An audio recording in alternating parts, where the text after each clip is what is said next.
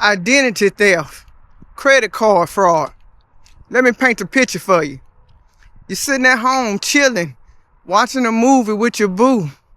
Or you driving in your car, listening to your favorite jam, just jamming, having a good time. Or you sitting on the phone, talking with your mom, chopping it up, just having a good old time, just laughing and having a wonderful time. Or you being romantic with your boo.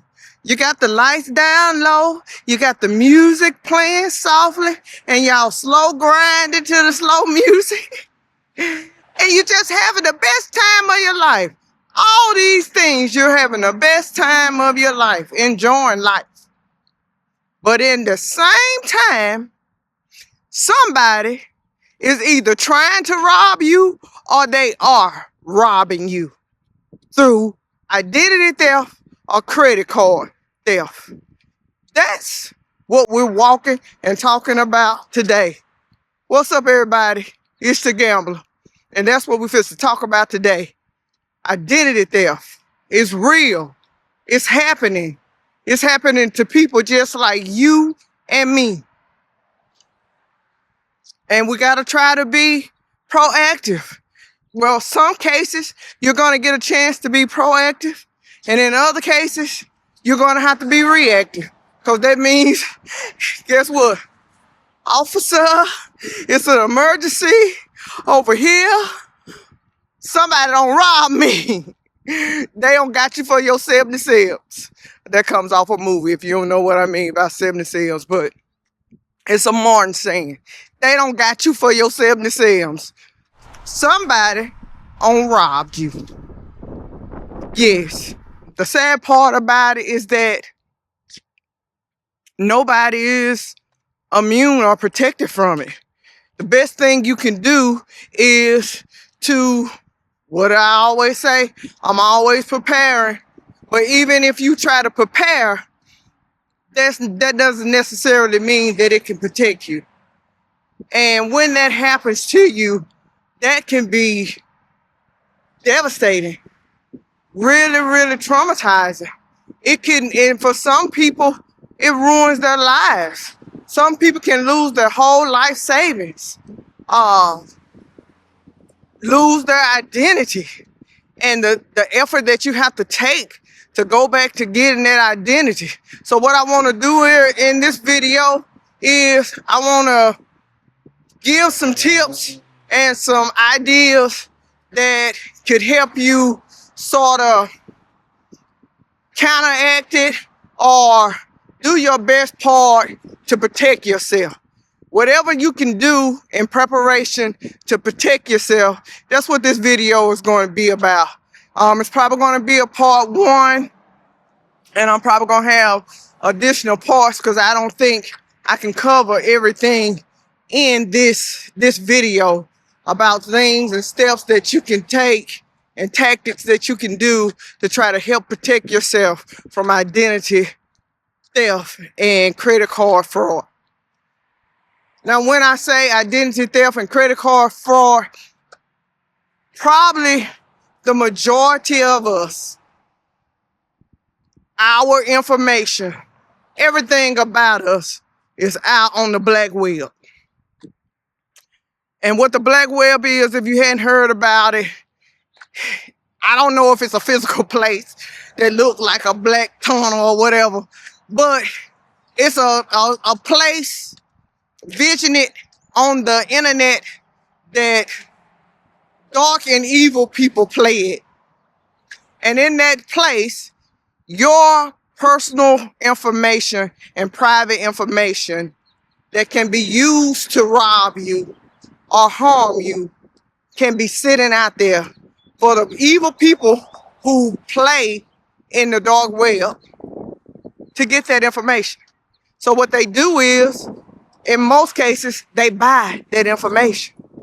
So a lot of times what happens, and how the first question you may ask is, how did my information get on the dark web anyway? Well, it could have got there a lot of ways.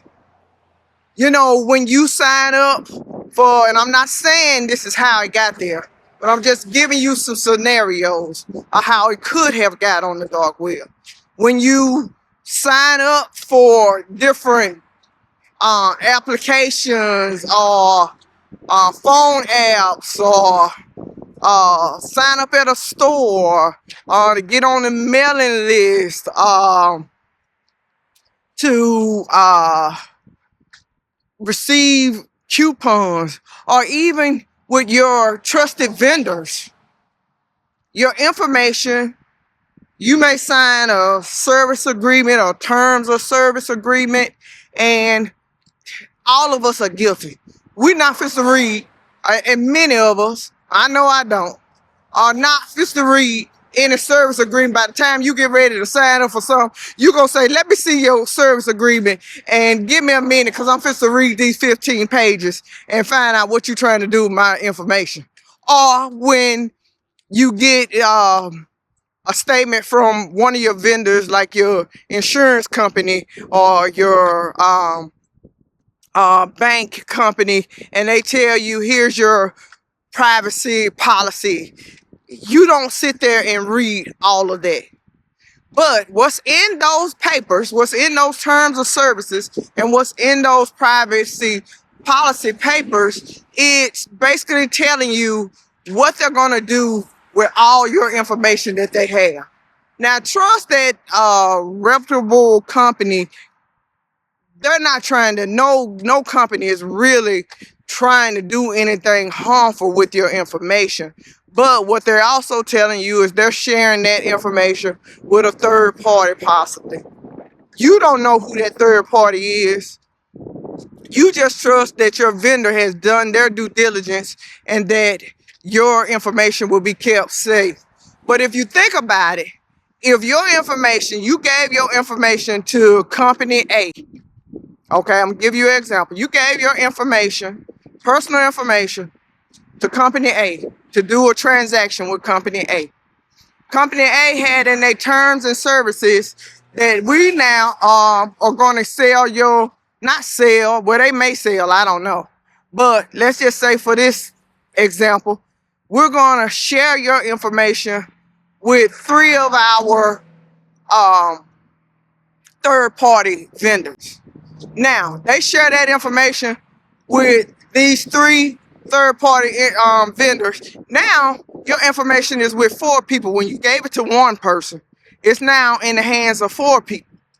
Those other 3 people now have their own terms and service agreements, and they share information, your information, with other third parties. Let's say they had, each one of them have 10. So if each one of them have 10, that means that's 30 plus your 1 and plus them 3 that you already did. If I'm doing the math right now, from that one sign up where you gave your information, 34 vendors now have your information. And the cycle just goes on and on and on, like a snowball effect. So more and more and more and more and more people get your information. It's not much you can do about it because you can't limit and you can't stop doing business with vendors. And part of doing business with vendors, a lot of them want your information. So there's no really way around it to keep your information from getting out there.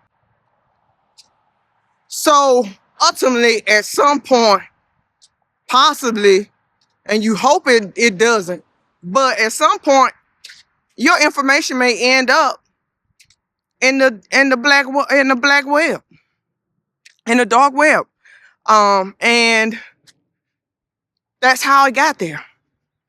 Or it was stolen. That was one way that it can get there. A second way is that it was stolen and it was sold to somebody in the black web. And that's numerous ways of how they can get it through theft, get your personal information. Okay, so I went through all of that to tell you how your information can get out there, how it's possible to get out there. let's talk about the fact that your information may or may not be out there. But we're going to go on the side of, let's say your information is out there. What can happen? What can they do with your information? They can do a lot. They can ruin your life.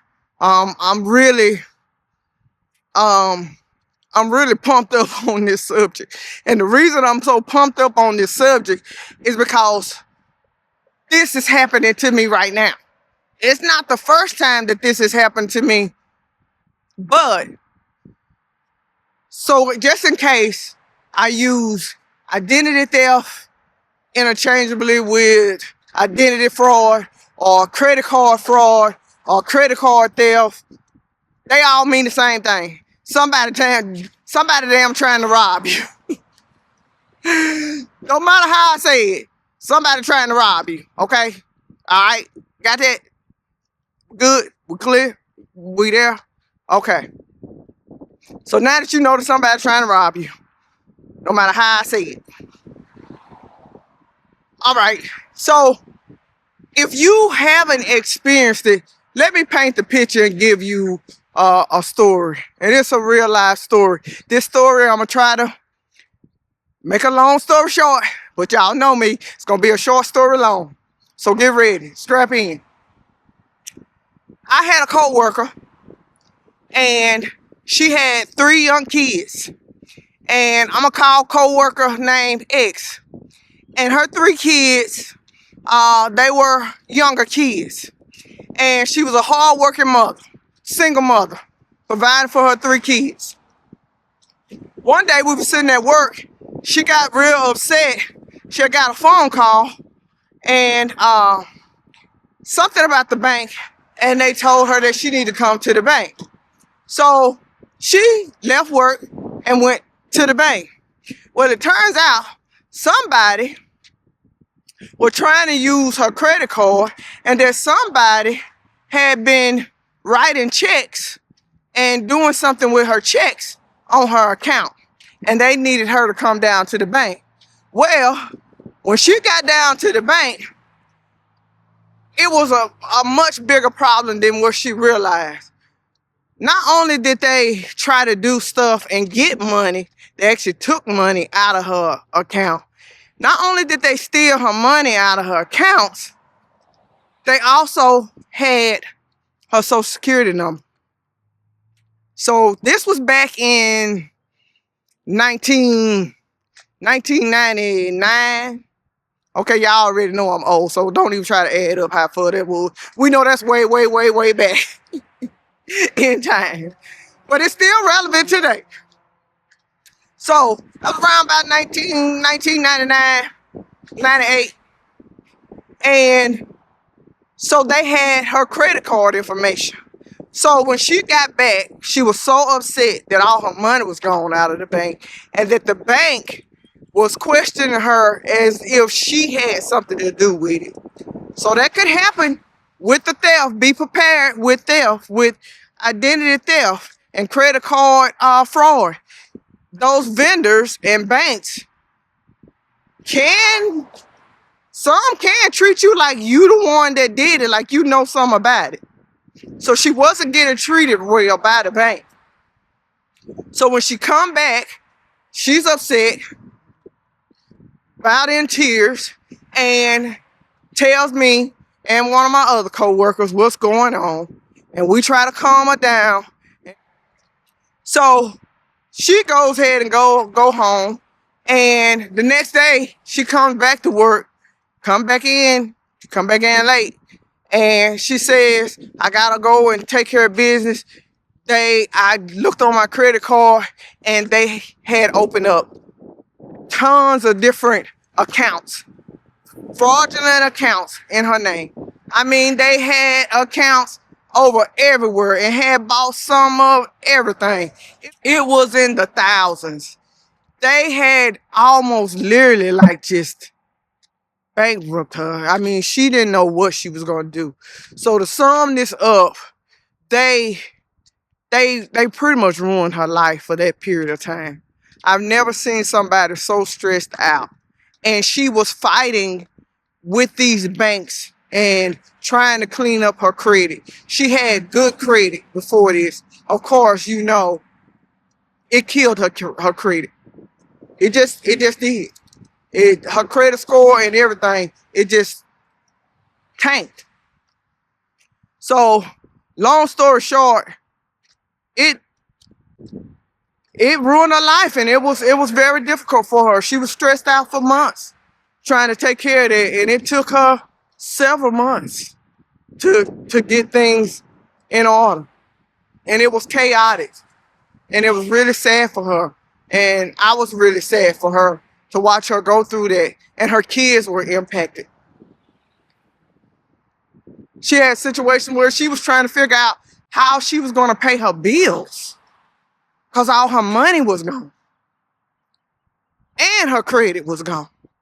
Everything. Gone. Wiped out.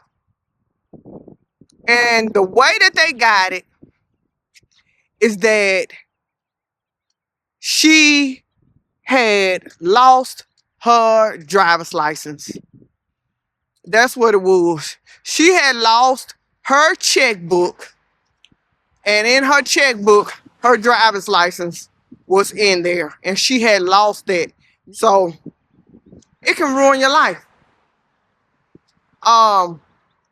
Another story, a story that happened to me, probably maybe about 10 years ago.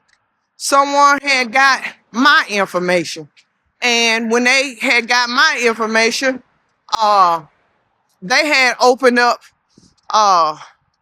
credit cards on me. So I had started to check my credit report, and I started seeing credit cards that I didn't have. And I was like, where are these credit cards coming from? So I called the creditors, and it turned out somebody had got my information, and they had opened up credit cards in my name and had been using them. And because I didn't know nothing about them, they were active credit cards, and they were using them. That was one situation that had happened to me. Another situation, I got that one rectified, and I'll tell you how I got that one fixed and rectified, but it wasn't easy. And when they do these things to you, it's not easy to fix. That's the thing, y'all. It's not easy to fix. And that's why I'm gonna have more than one video, because I'm gonna try to tell you guys the things that I did and the things that you can do to try to help, one, to help prevent it, and then two, when it happens, what are some things that you can do? Okay, I've given y'all all these stories of what could happen and what it looked like. So what are some things that you can do? Because you guys know me. I don't like telling you nothing if I don't help give you a solution. So what's the point of me running my mouth on these videos if I ain't giving you no value and telling you some solutions? Well, first off, the first thing to do to help protect yourself, whether your information is out there or it's not, first thing I'm going to suggest that you do is lock down all of your credit reports. Down in the description below, I'm going to list the information for the 3 credit bureaus. One is Experian, the other one is TransUnion, and the third one is Equifax. I'm going to list their information down in the description. So you can find their information there. What you need to do is you need to put a freeze on your credit accounts. What a freeze is it locks your credit accounts down, and nobody can do an application or authorize anything on your credit while that freeze is there. So they can't go and get a credit card, apply for a credit card, and get approved for that credit card if that freeze is on your account. So the first thing you can do right now If you don't have that freeze, you need to do that. Everybody that's watching this video, you need to put a freeze on all of your credit report accounts. What that is you go on to that account, you go on to Equifax or TransUnion or Experian, and you look up freeze your account. You will see on there how to set up freezing your account. Click on there, freeze your account, and it's locked. Now you can't, if you were to go and do an application while freeze is on, you can't do anything with your credit. And that's how you want to keep it. When you need to do something with your credit, you can then go back onto those credit reports, and you can unfreeze your account for a small period of time to handle your business. And then once you get your business handled, or whatever you're applying for, once you get it handled, you can go and freeze it, set the freeze back. And you don't even have to do it. You can do it when you unfreeze it. You can tell it how long to leave it unfrozen. A perfect example, when we bought our new car, we unfroze our account on Friday at 5 o'clock. Because we knew we were going to look for the car at 5 o'clock. We unfroze it at Friday at 5 o'clock. And we froze it back by that Saturday morning, maybe about 11 o'clock. Only a small window for them to run that credit report to find out that, hey, we got good credit and y'all want to do business with us. Yeah, that part. So only have a window that's large enough that the creditors can complete your application and approve your application.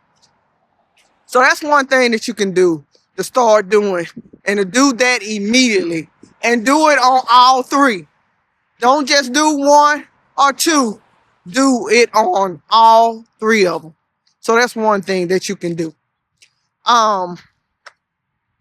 Another thing that you can do is be proactive. Know all your credit cards that you have. So record those, write those down, write that credit card information down somewhere.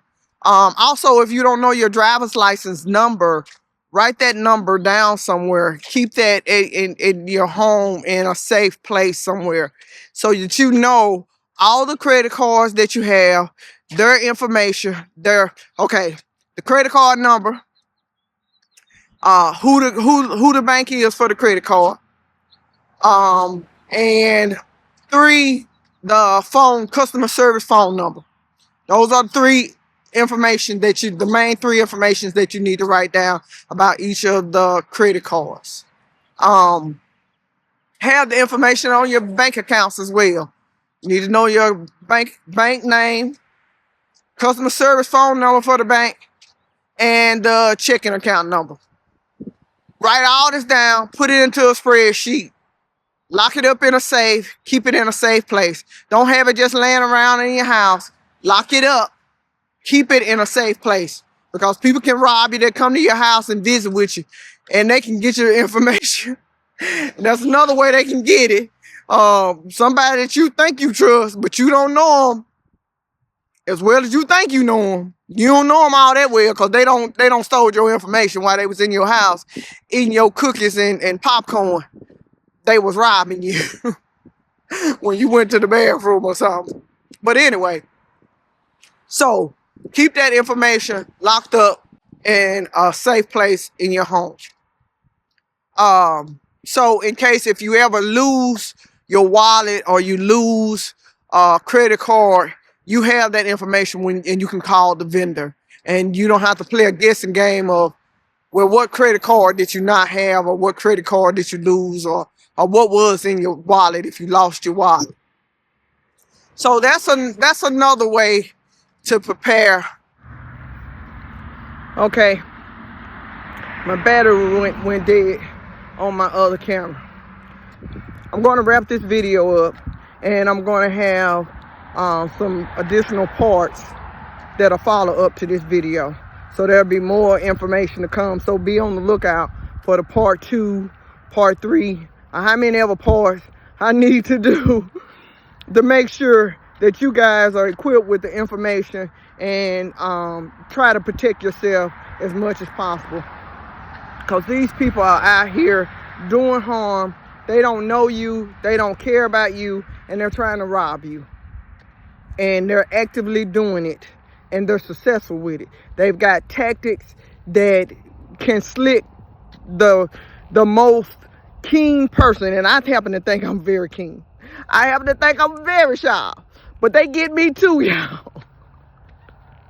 So I'm telling you, it don't matter the color of the creed, nothing, the sex, nothing. They can get you, and they're gonna try to get you, because they want to rob you and they want to do harm to you. And start trying to protect yourself. Trying to be proactive and protect yourself from harm, from identity theft and credit card theft. If you haven't experienced it, trust me, take it from me, you don't want to experience it. You do not. It's a headache, it's a mess, it can be devastating, it can destroy people's lives and their livelihoods. It's serious. This is a serious video. So I need you guys to be on the lookout for part 2. And whatever I put in part 1, I need you guys, if you haven't done it, I need you to go and do it with an urgency. So I'm going to wrap this video up, and I'm going to say, if you got value, and if you didn't get value from this video, like, subscribe, share, leave a comment, sign up for the email list that's down below. And no, I do not sell your information to third parties on my email list, so you don't have to worry about that. And I'm gonna see you guys on the other side of another video. I love y'all.